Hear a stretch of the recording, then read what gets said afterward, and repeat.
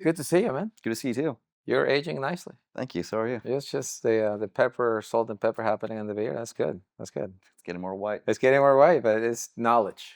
Thanks. See, all this knowledge is accumulating right here. Yeah. So what's going on with AI? How we're gonna solve that problem? Let's talk about it. Let's talk about it.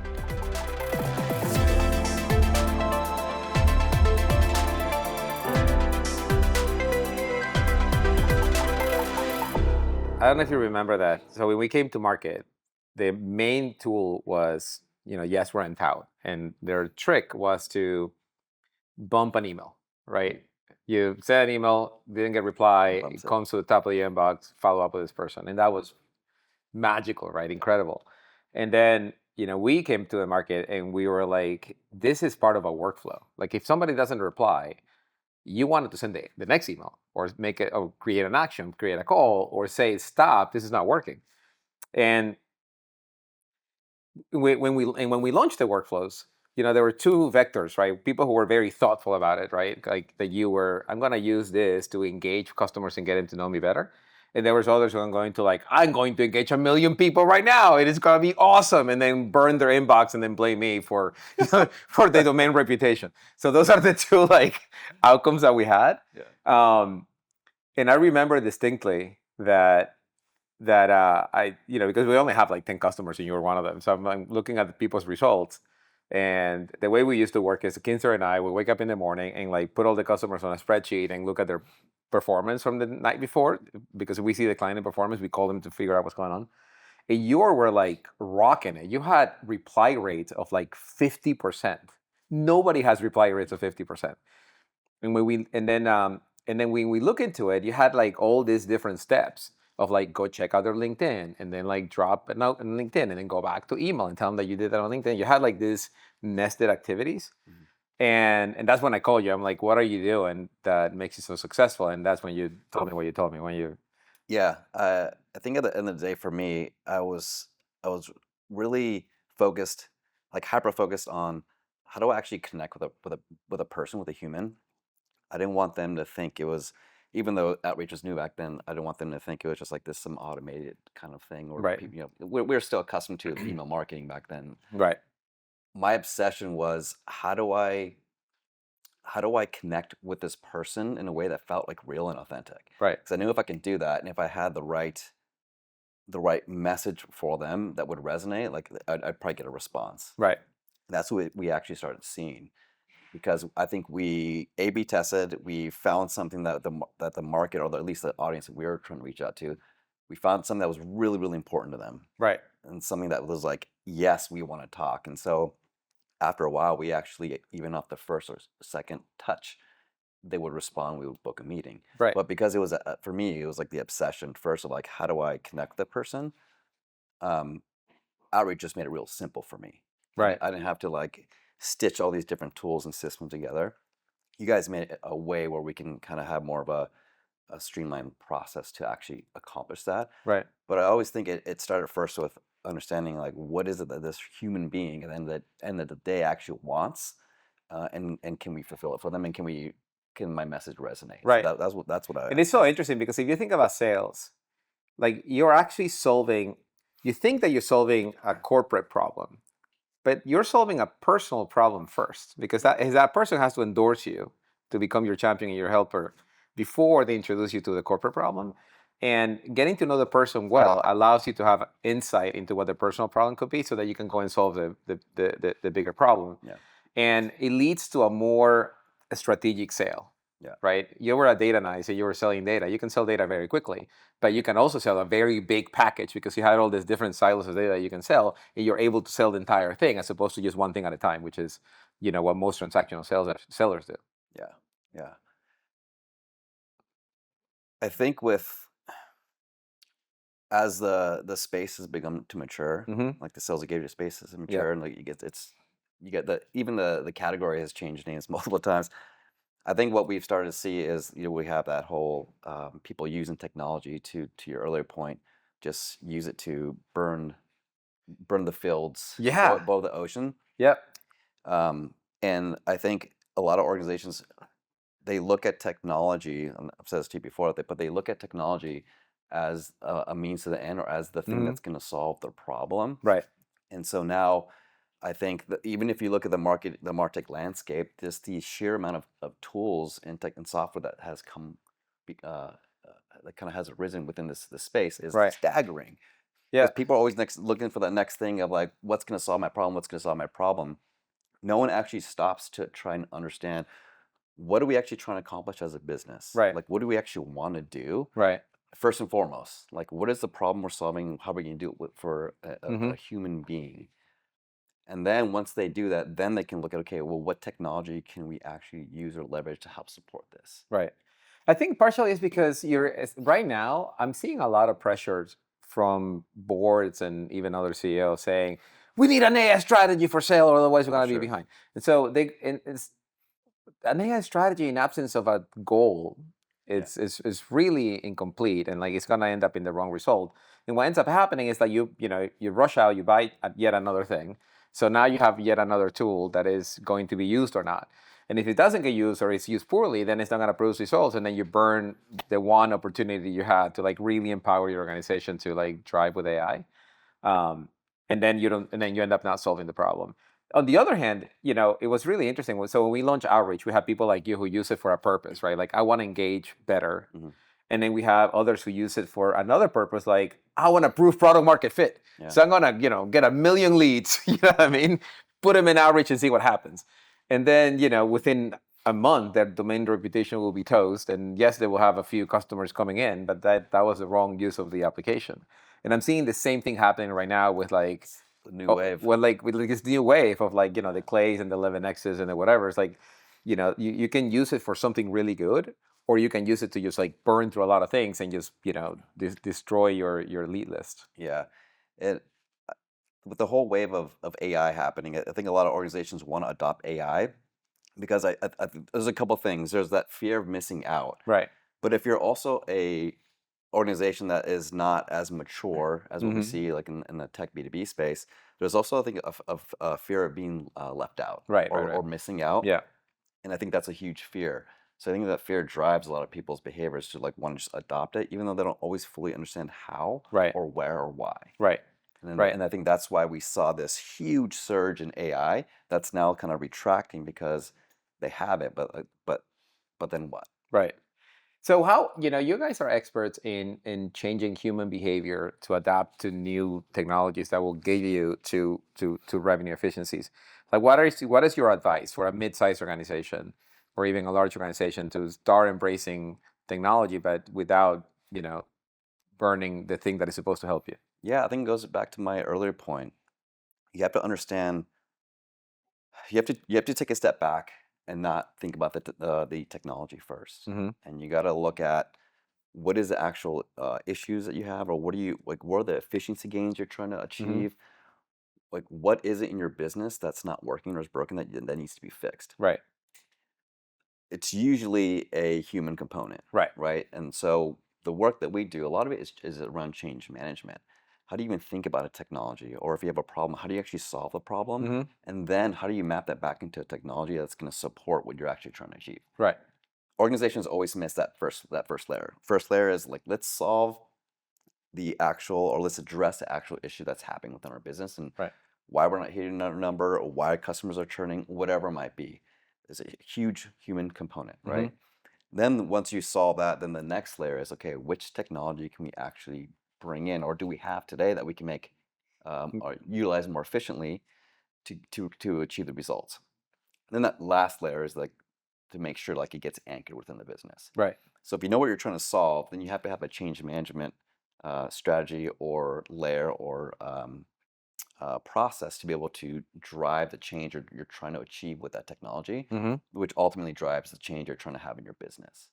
So what is the biggest pushback you get when you're doing this? Like this doesn't sound good, in absence of like, trying to get this done in an I mean, organization. I think change is hard, and ultimately, as a human beings are always resistant to change. Yeah. And so I think you have to first achieve small wins first. Mm-hmm. And once they see that, and if they can see something's possible, then it becomes much easier. The resistance becomes less.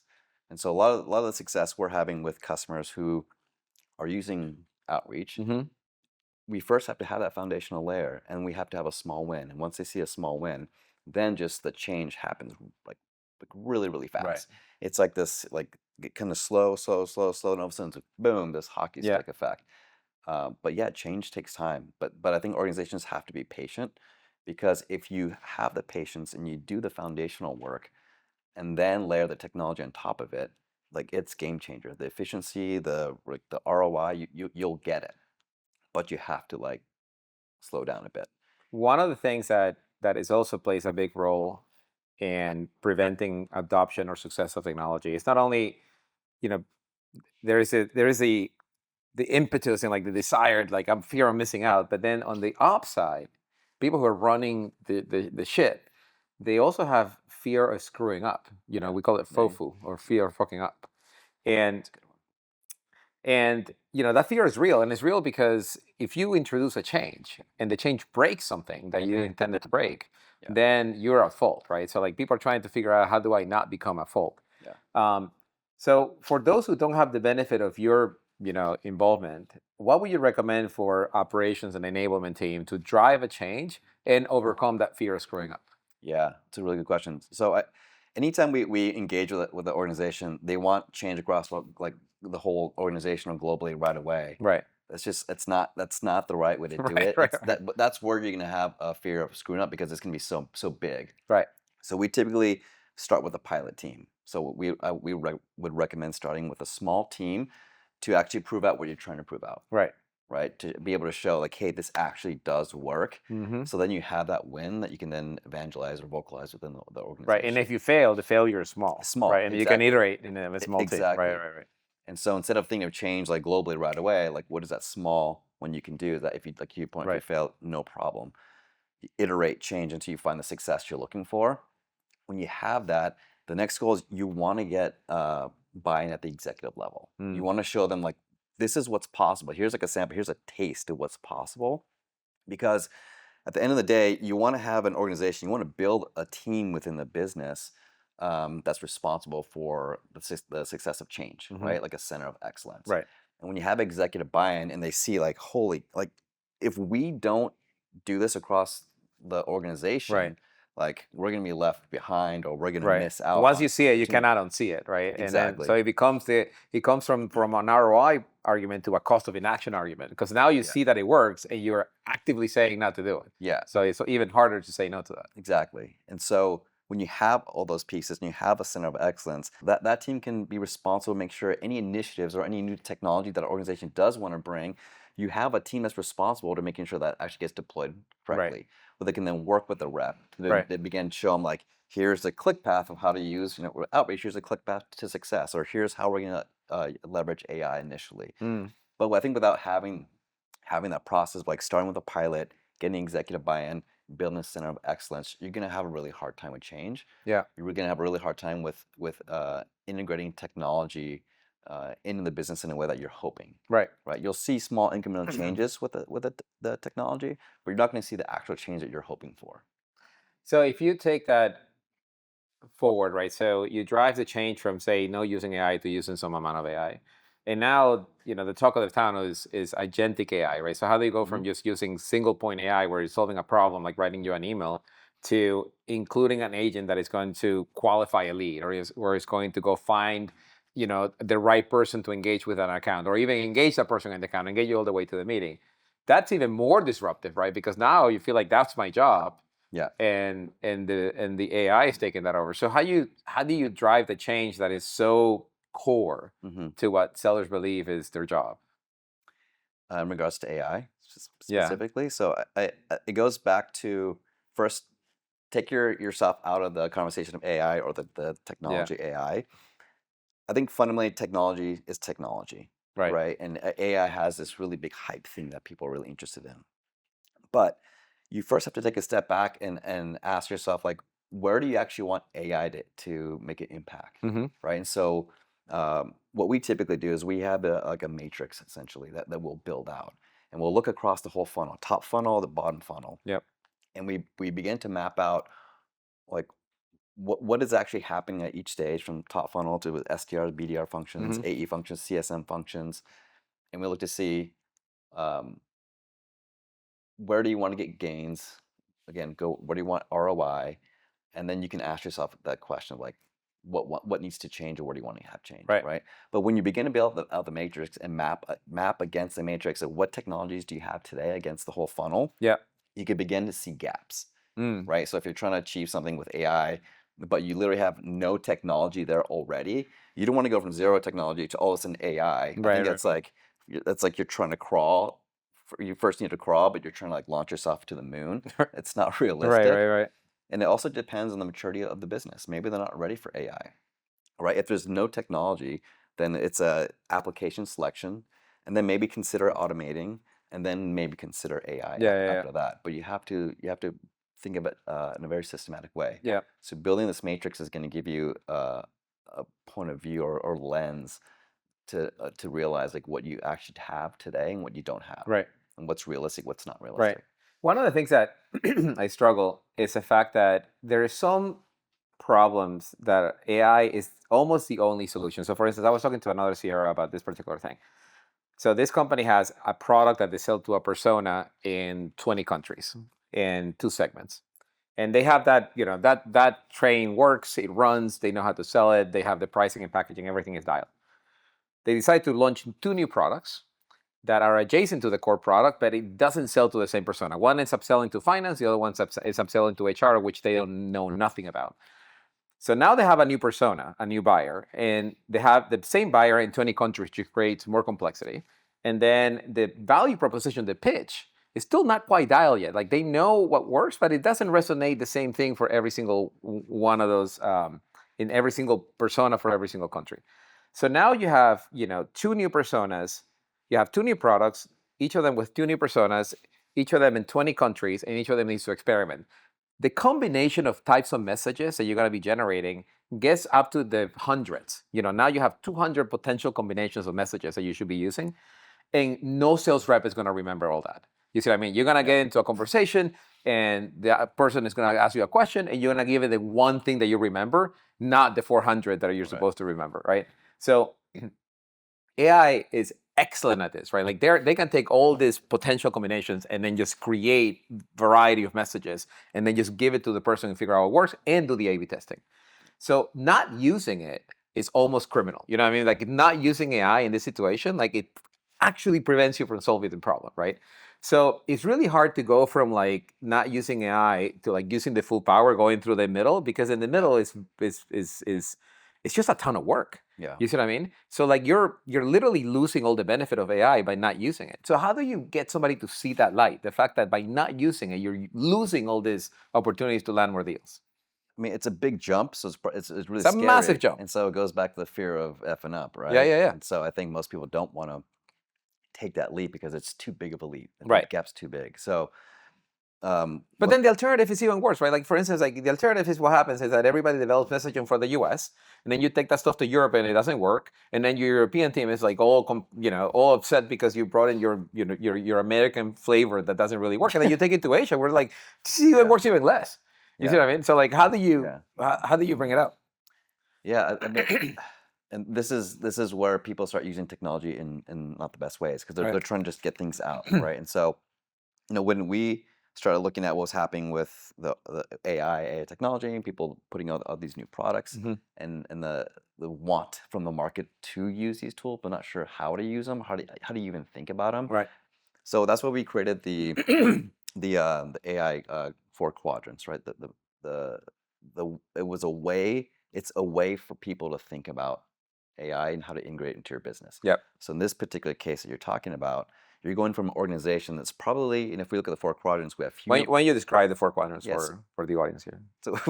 So we have human-led Yeah. and human assist. These are things that have always been done and still are done by a human. Doesn't mean that it should continue to be done just solely by a human. Right.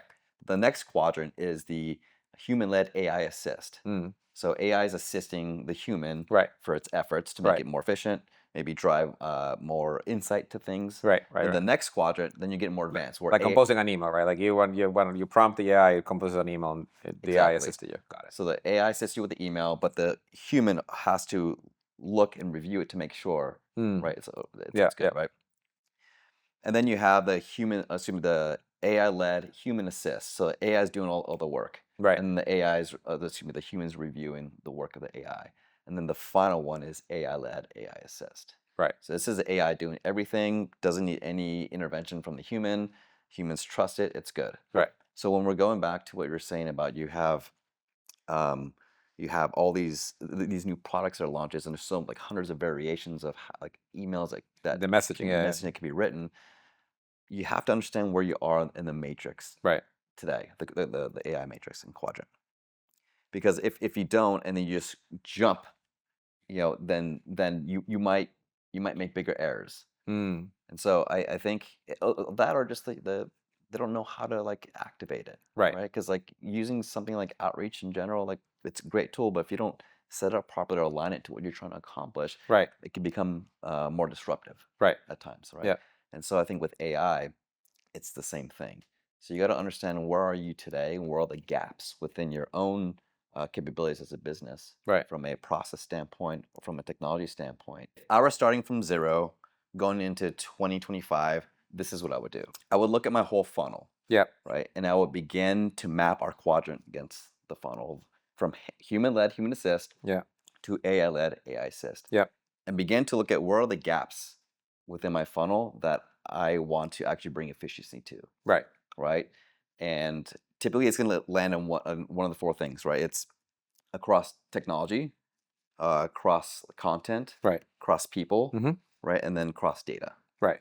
Right. So to map all that within the quadrant, and then begin to stack rank what's actually important to me from what I'm trying to accomplish as a business, as an initiative. Right. So you can figure out like which one you have the smallest gap with the biggest impact, and prioritize that, because that's what's Exactly. gonna be a quick win. Right. And then you can wrap that into a pilot and boom, get it going, and then move into the next Yeah. one. So maybe it's something like, what, forecasting is probably like the biggest thing for us. Right. So okay, that maybe that's where we want to put our time. Because look, the reality is, if you map your whole funnel against the four quadrants, there's gonna be a lot of work to do, like a ton of work. There's gonna be tons of gaps. Right. Right. And so you want to identify, hey, well, what tools do I have today that can actually give me some efficiency that I'm not using today? Right. Versus where do I want to apply AI? Mm. Right. And so there's going to be a lot of work to do. So you want to stick with something. So if it's, say, like forecasting as an example, where are we today? The reality is, most organizations are still living in spreadsheets. Right. Right. And so living in spreadsheets, that's very human. Right. It's actually work. Most organizations are asking the reps to give them a forecast without like any backing, any substantiation, no evidence that the forecast is going to end up one way or the other. Which is wild. That's crazy. Which is wild. It's like we're like, cars almost drive themselves, and like the reps still like, this is my forecast. Yeah. What world do we live in now? You know what I mean? Exactly. And so that might be the place you want to bring some efficiency and get those gains there.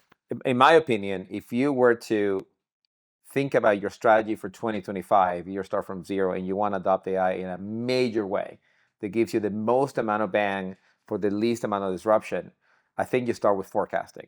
With a forecasting platform that gives you visibility into the deal per se, because then you can see the visibility into meetings, deals, and accounts in a way that the AI is doing all the heavy lifting of telling managers or even reps where things are at, so that you don't actually have to forecast, because a forecast happens by itself, right? Like the forecast, the deal and the conversations will tell you the probability of closing, and will tell you where you are in your metric or in your spend or whatever roadmap you are.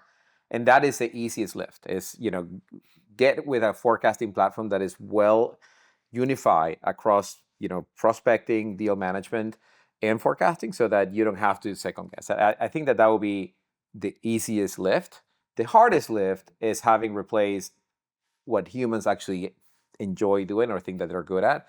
Remember when we were starting outreach, people will do A/B test of messaging, and they will pick their favorite message, and they will pick a B test message that whatever marketing gave them, and sometimes the B test message will win, and they will still use the A message because they like it or whatever, they have some attachment to it, or because they came up with it, and a couple of people told them they love it, and that is completely statistically irrelevant, but they will still do this human behavior. So there is some human behavior sometimes that is counterproductive, where AI does no attachment to anything, doesn't have a family to feed, it doesn't have a job to lose, it doesn't really care. It's only optimized for the one thing that they're optimized for.